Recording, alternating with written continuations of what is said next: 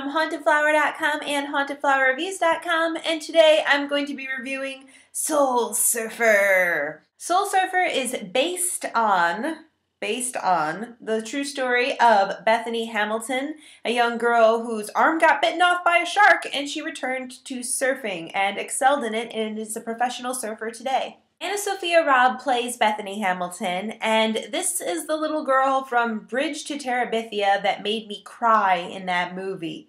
So she does a pretty decent job here as well.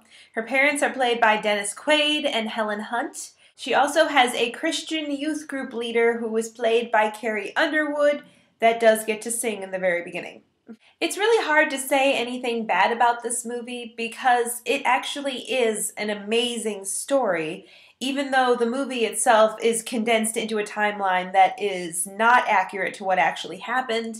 It's still fine for the movie itself. I mean, just the drama of what happened to this girl and the aftermath and how she came back in less than a month and started trying to surf again is nothing short of amazing.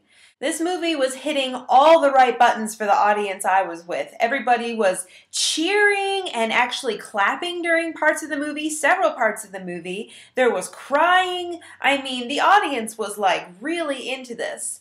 Realistically, this movie has a future on the Lifetime channel or perhaps at lots of Christian youth group meetings or parties. How Bethany got through this had a lot to do with her level of faith and being with the church. Apart from that, there are some parts in this movie that are really cheddar cheesy. There's a rainbow at the end of the credits. There's actually a line of dialogue where she's happy that this happened to her because she gets to embrace more people with one arm than she would have gotten to do with two. For all I know, that might be a direct quote from a young girl's interview, but in a movie, it sounds funny. In the beginning of the movie, you can tell everybody in the audience is waiting for the shark attack, and every time the camera goes underwater, you wonder if there's going to be this Jaws moment because it keeps messing with you. The camera teases you a lot, and then when it finally happens, it happens so fast. It's actually really surprising. It caught me off guard, and I actually laughed, and I felt really bad about it after. This movie is really, really sentimental, really sappy, but it could also be really inspirational if you took your kids to it. And I would probably recommend going to see this over Hop if you need to go see an Easter movie. I mean, I had a few little problems with it, but overall, I really can't knock this movie as far as being a great story. Even if some of it was ridiculous, it's still a great story, and it is kind of amazing that this girl came back from it and lived at all.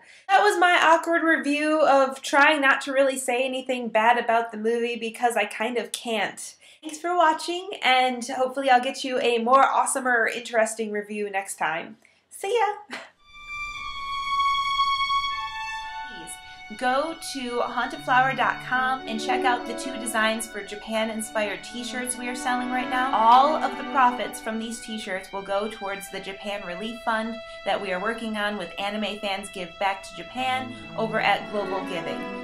For more reviews and to find out about free contest giveaways, go to hauntedflowerreviews.com. My reviews are also available as a podcast on iTunes. Search for Haunted Flower Reviews and subscribe and leave us feedback and comments. Our store is hauntedflower.com, where we specialize in fantastic licensed apparel from movies, TV shows, video games, anime, and more. You can find us on Facebook at facebook.com/hauntedflower and Twitter at haunted_flower. If you're local to the Indianapolis area, visit indiemojo.com for details on how you can win free screening passes.